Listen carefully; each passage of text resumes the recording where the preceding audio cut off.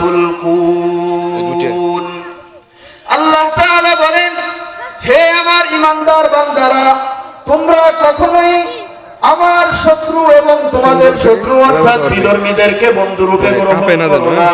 এর কারণ আগের আয়াতের মধ্যে আল্লাহ তাআলা বলে দিয়েছে যে তারা পরস্পরে বন্ধু হবে, কখনোই তারা তোমাদের সাথে সমঝোতা করতে আসবে না।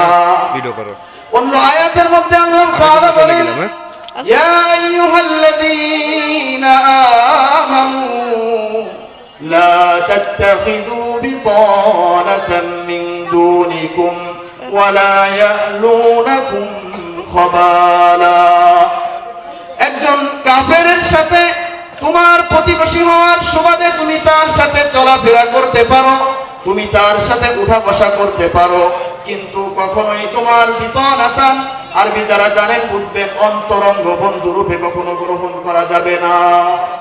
কারণ ওই একটাই যে তারা কখনো আমাদের বন্ধু হবে না, বরং তারা পরস্পরে নিজেরা বন্ধু। অন্য আয়াতের মধ্যে সূরাতুল মায়েদার আরেকটা আয়াতের মধ্যে আল্লাহ তাআলা আরেকটু আগ বেড়ে বলতেছেন, ইয়া আইয়ুহাল্লাযীনা আমানু লা তাত্তাখিযুল্লাযীনা ইত্তাখাযু দীনাকুম হুজুওয়ান ওয়া লাইবা।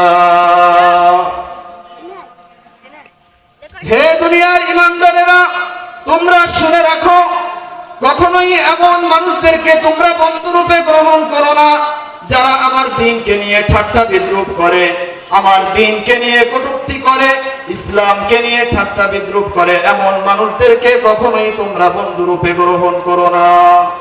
তাহলে এই আলোচনা থেকে আমরা বুঝতে পারলাম যে আমরা মুমিন, আমাদের মুমিন পরিচয় এটাই হলো আমাদের সবচেয়ে বড় পরিচয়, ঠিক কিনা? সুতরাং যারা আমাদের ধর্ম নিয়ে ঠাট্টা বিদ্রূপ করে, যারা বিধর্মী হয়ে আমাদের এই ঐক্য থেকে ছিটকে পড়েছে, তাদের সাথে কখনোই আমাদের সমঝোতা ঐক্য হতে পারে না, ঠিক কিনা? সুতরাং আপনারা অনেকেই জেনেছেন, কিছুদিন আগে আবুল সরকার নামে এক কুলাঙ্গার এই বাংলার জমিনে দাঁড়িয়ে, এই বাংলার মসনদে দাঁড়িয়ে সে আল্লাহকে নিয়ে কটূক্তি করেছে, রাসূলকে নিয়ে কটূক্তি করেছে, ইসলামকে নিয়ে কটূক্তি করেছে। এমন অশালীন কটূক্তি সে করেছে যেটা একজন মুমিন কোনোদিনও তার মনে মুখে আনতে পারে না। এমন অশালীন কটূক্তি করেছে, এটা দুঃখের বিষয় নয়, এটা দুঃখের বিষয় নয়। একটা উদাহরণ দিয়ে আপনারা বুঝবেন যে ছোট একজন বাচ্চা যখন হাঁটতে যায়, হাঁটতে হাঁটতে পড়ে যায়, পড়ে যাওয়ার পর ওই বাচ্চাটা কাঁদে না, আগে দেখে আশপাশে কেউ আছে কিনা। যখন দূর থেকে দেখে তার মা দেখে ফেলেছে, ওই বাচ্চাটা কাঁদা শুরু করে। ঠিক আমাদের বাংলাদেশের কাহিনী এমন ঘটেছে। এই আবুল সরকার কুলাঙ্গার ইসলামকে, আল্লাহকে কটূক্তি করার কারণে মুসলিম হৃদয়ে রক্তক্ষরণ হয়েছে। এই রক্তক্ষরণকে আমাদের তথাকথিত কিছু বাউল নেতারা তাদের সমর্থন করে আমাদের রক্তক্ষরণ আরো বাড়িয়ে দিয়েছে, ঠিক কিনা বলেন?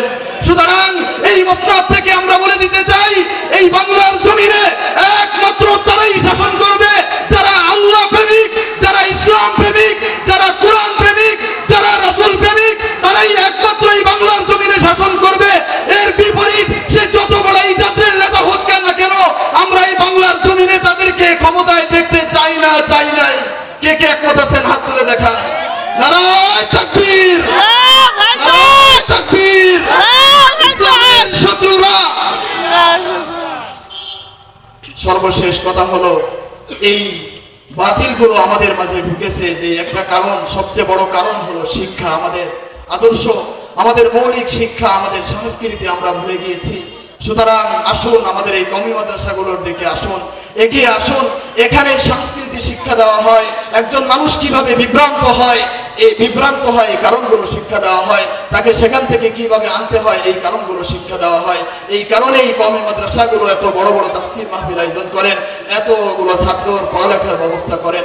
আল্লাহ তাআলা এই কওমি মাদ্রাসাগুলোকে আরো বলিয়ান হয়ে দ্বীনের সমস্ত বিভক্তিকে দূর করে ইসলামকে পৃথিবীর বুকে সমুন্নত করার তৌফিক দান করেন। আমিন। ওয়া মা আলাইনা ইল্লাল বালাগ। আসসালামু আলাইকুম ওয়া রাহমাতুল্লাহি ওয়া বারাকাতুহু।